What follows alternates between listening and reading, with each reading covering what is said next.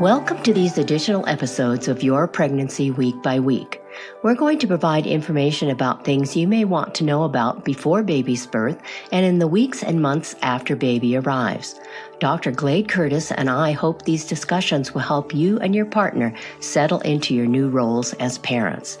The information in these episodes is a general informative guide.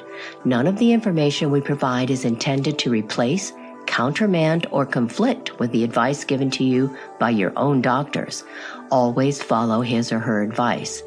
Use the information you learn here as a starting place in your dialogue to help you put your life with baby and after pregnancy concerns, questions, or interests into words. Each episode will cover one topic. Our discussions are intended to help guide you through the many new experiences awaiting you.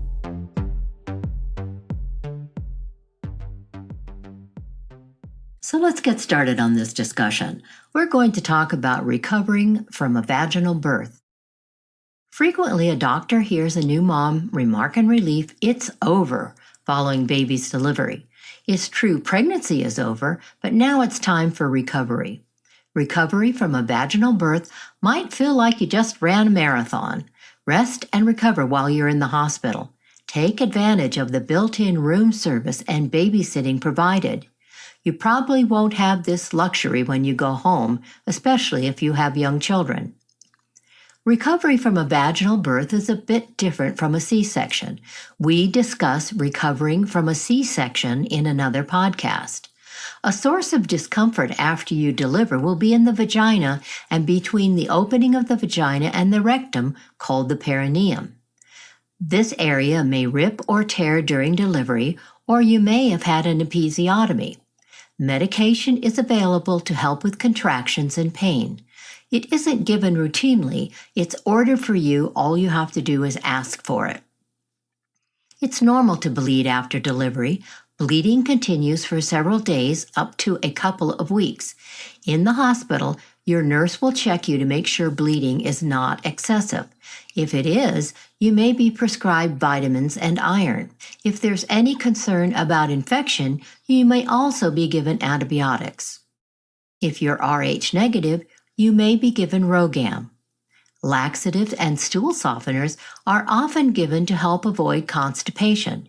Your doctor may encourage you to take them until your system returns to normal and your body begins to heal. Passing urine may be uncomfortable or it may hurt. This usually doesn't last very long and doesn't necessarily mean you have a bladder or urinary tract infection, a UTI. Take your time when you go to the bathroom.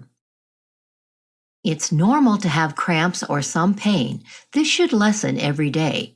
You may be given a prescription for mild pain meds. It's okay to take these medicines, but usually they're not needed as much once you get home. When you leave the hospital, you will still be bleeding, but the amount of bloody discharge should be decreasing. Sometimes when you go home and are more active, bleeding may be a little heavier at first, but this shouldn't last more than a few hours before it slows down again. Call your doctor if bleeding is heavy for a while or you pass clots. You may want to continue your prenatal vitamins. Your doctor will advise you. Before you leave the hospital, your doctor and pediatrician will talk to you about when you and your baby need to see them for a checkup. When you go home, gradually increase activities. Walk around, eat more normally, and become more active each day. Most doctors recommend you wait until after your 6-week postpartum checkup before you begin any strenuous activity or exercise or become sexually active. You may feel really tired and want to rest frequently. That's normal. Pay attention to your body. If you take pain medicines or have problems such as dizziness, don't drive. It's okay to use stairs, but plan ahead so you're not running up and down stairs all day long. If you feel sad or depressed, call your doctor's office. He or she may have some recommendations for you, or they may want you to come in for an appointment. Full recovery is different for every woman, but here are some basic guidelines. From 2 to 6 weeks, you should be feeling a little better every day. You probably won't be taking pain medicine any longer, and bleeding will be decreasing or it will have stopped. After 6 weeks, it's usually okay to resume routine activities such as exercise, sexual intercourse, and returning to work. Discuss these concerns at your 6-week checkup. Make your appointment soon after you get home. Don't forget. Follow us on social media for updates, new podcast episodes, and important information. Visit Your Pregnancy Week by Week, all one word, on Facebook and Instagram. If you want to find out more about our podcast, visit our website, yourpregnancyweekbyweek.com. Looking for something specific? Check out the podcast topics list.